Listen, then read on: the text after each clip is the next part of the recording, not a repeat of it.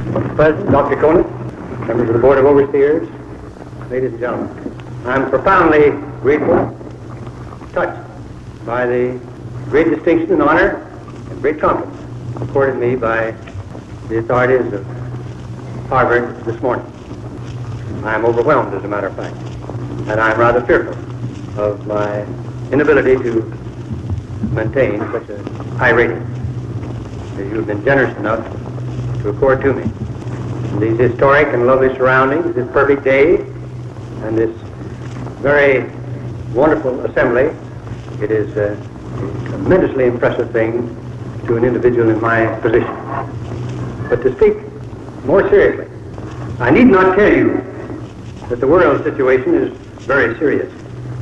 That must be apparent to all intelligent people.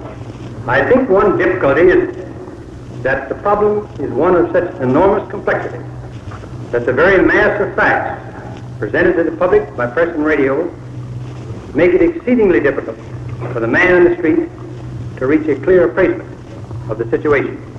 Furthermore, the people of this country are distant from the troubled areas of the earth, and it is hard for them to comprehend the plight and consequent reactions of the long-suffering peoples of Europe, and the effect of those reactions on their governments in connection with our efforts to promote peace in the world. In considering the requirements for the rehabilitation of Europe, the physical loss of life, the visible destruction of cities, factories, mines, and railroads was correctly estimated. But it has become obvious during recent months that this visible destruction was probably less serious than the dislocation of the entire fabric of European economy. For the past 10 years, conditions have been highly abnormal. The feverish preparation for war and the more feverish maintenance of the war effort engulfed all aspects of national economies. Machinery has fallen into disrepair or is entirely obsolete. Under the arbitrary and destructive Nazi rule, virtually every possible enterprise was geared into the German war machine. Long-standing commercial ties, private institutions, banks, insurance companies, and shipping companies disappeared through loss of capital, absorption through nationalization, or by simple destruction. In many countries, confidence in the local currency has been severely shaken. The breakdown of the business structure of Europe during the war was complete. Recovery has been seriously retarded by the fact that 2 years after the close of hostilities, a peace settlement with Germany and Austria has not been agreed upon. But even given a more prompt solution of these difficult problems, the rehabilitation of the economic structure of Europe quite evidently will require a much longer time and greater effort than had been foreseen. There is a phase of this matter which is both interesting and serious. The farmer has always produced the foodstuffs to exchange with the city dweller for the other necessities of life.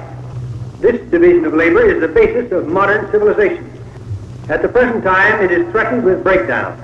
The town and city industries are not producing adequate goods to exchange with the food-producing farmer. Raw materials and fuel are in short supply. Machinery, as I have said, is lacking or worn out. The farmer or the peasant cannot find the goods for sale which he desires to purchase.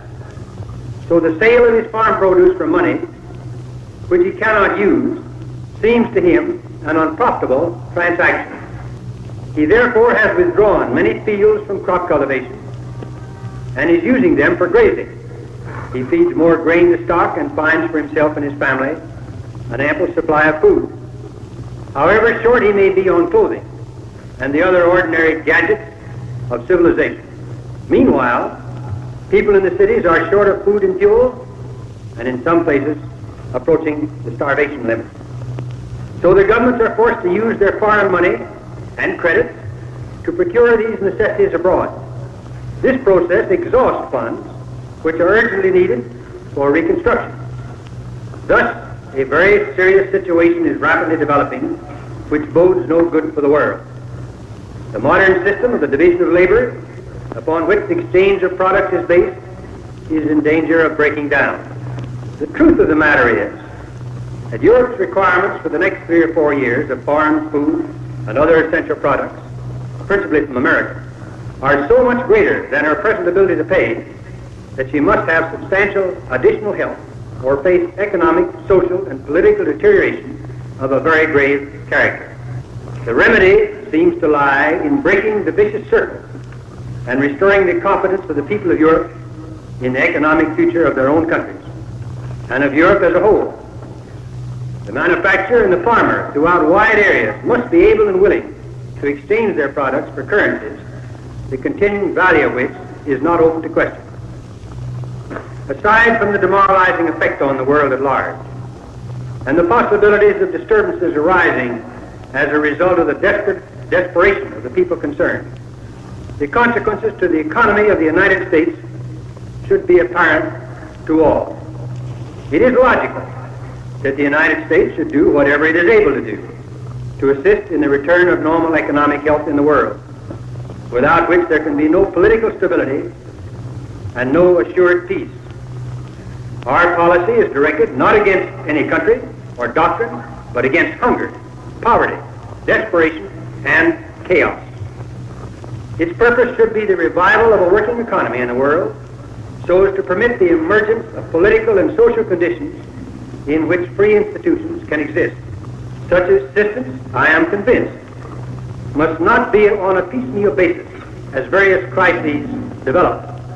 Any assistance that this government may render in the future should provide a cure rather than a mere palliative.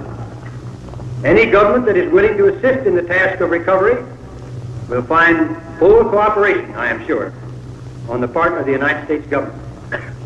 Any government which maneuvers to block the recovery of other countries cannot expect help from us. Furthermore,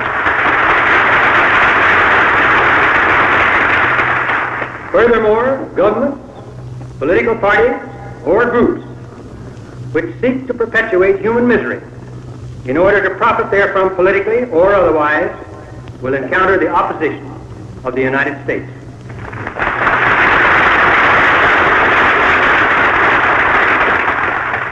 It is already evident that before the United States government can proceed much further in its efforts to alleviate the situation and help start the European world on its way to recovery, there must be some agreement among the countries of Europe as to the requirements of the situation and the part those countries themselves will take in order to give a proper effect to whatever action might be undertaken by this government. It would be neither fitting nor efficacious for our government to undertake to draw up unilaterally a program designed to place Europe on its feet economically. This is the business of the Europeans. The initiative, I think, must come from Europe.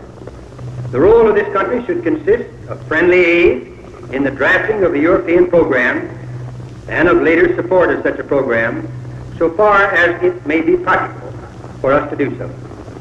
The program should be a joint one, agreed to by a number, if not all, European nations.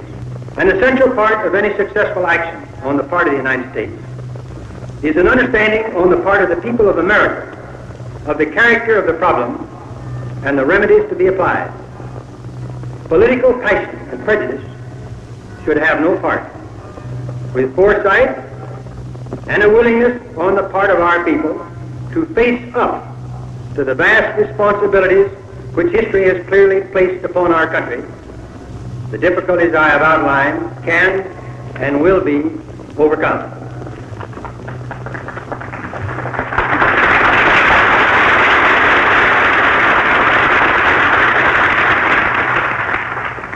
I am sorry that on each occasion I have said something publicly in regard to our international situation. I have been forced by the necessities of the case to enter into rather technical discussions.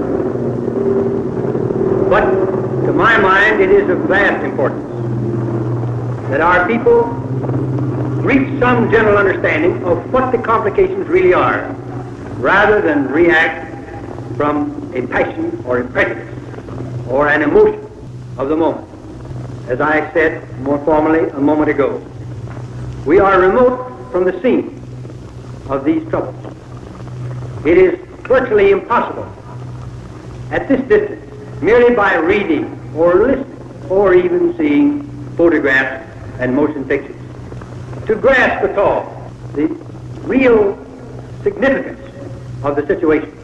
And yet, the whole world of the future hangs on a proper judgment.